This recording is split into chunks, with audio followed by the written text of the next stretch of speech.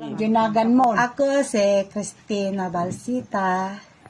Naki-join dito. Kanina masakit likod ko galing sa bahay. Nung minom na ako dito ng 2 baso, nawala na. Bumababa na yung sakit. Hanggang wala na rin. Wala na ako nararamdaman. Salamat dito sa Diyos na binigay nila. Ay, masakit masyado yung tuhod ko.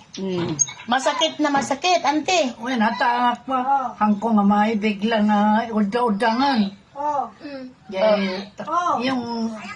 Yung step yung ang tuhod ko, masakit. Pero ngayon, ante, ano nang naramdaman mo nung nakainom ka ng Ito, free sampling? medyo nga nawala eh. Nawala yung dating sakit. Tumador ka man, ante, karon. Balik mo, kugta-kugta. Tampas nila ta. Antat say.